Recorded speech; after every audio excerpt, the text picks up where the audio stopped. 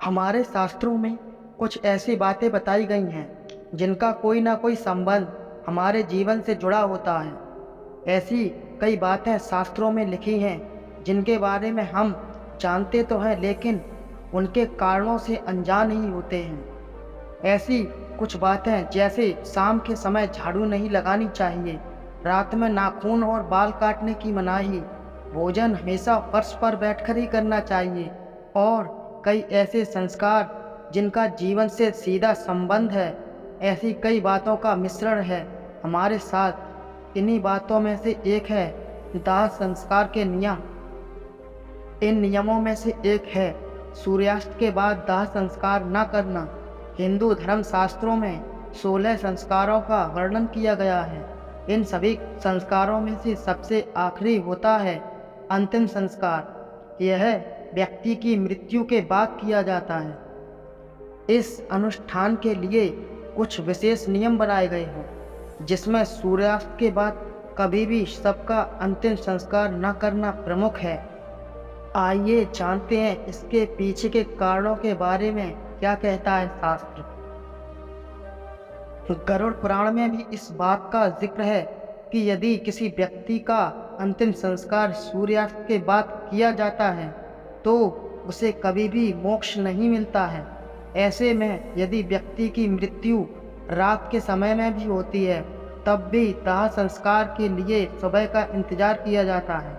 शास्त्रों की माने तो रात में यानी सूर्यास्त के बाद अंतिम संस्कार करने पर स्वर्ग के सभी द्वार बंद हो जाते हैं और नरक के द्वार खुल जाते हैं। इसलिए यदि इस समय अंतिम संस्कार किया गया तो सीधे नरक में स्थान मिलता है। इसके साथ ही यह भी मान्यता है कि ऐसे व्यक्ति को अगले जन्म में कोई अंग दोष भी हो सकता है। विधि विधान के साथ होता है अंतिम संस्कार। हिंदू धर्म में रीति रिवाज और परंपराओं का बहुत पालन किया जाता है। इसमें कोई भी काम बिना किसी रीति के संपन्न नहीं होता है। ऐसा माना जाता है कि जब किसी की मृत्यु हो जाती है उसके बाद उसका अंतिम संस्कार पूरे विधि विधान से किया जाता है। ऐसा माना भी जाता है कि जिसका अंतिम संस्कार पूरे विधि विधान से नहीं होता है उसे मनुष्य योनि से मुक्ति नहीं मिलती है। ऐसी आत्मा भटकती रहती है और मोक्ष से वंचित रहती है। उन्हीं शास्त्रों के अनुसार सूर्यास्त के बाद दाह संस्कार न करने का विधान भी है। जब किसी व्यक्ति की मृत्यु हो जाती है उस समय उसका अंतिम संस्कार किया जाता है। साथ ही एक घड़े में पानी भरकर मृत शरीर के चारों ओर परिक्रमा करके और अंत में मिट्टी के बर्तन को फोड़ने के बाद यह माना जाता है कि आत्मा का शरीर के प्रति लगाव भंग हो गया है और उसे मुक्ति मिल गई है। मृत्यु शैया पर सबकी परिक्रमा के दौरान व्यक्ति की जीवन की कहानी सुनाई जाती है। इसमें मनुष्य को घड़ा माना जाता है और घड़े में मौजूद जल को व्यक्ति का समय माना जाता है। जैसे जैसे छेद से बूंद बूंद पानी घटता जाता है वैसे ही उस व्यक्ति की आयु बढ़ती जाती है।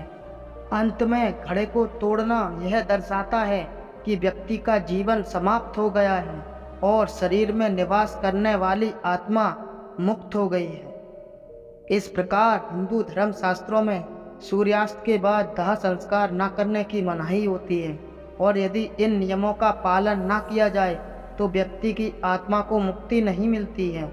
अगर आपको यह जानकारी अच्छी लगी हो तो इसे शेयर जरूर करें व इसी तरह के अन्य वीडियो देखने के लिए चैनल को सब्सक्राइब जरूर कर लें।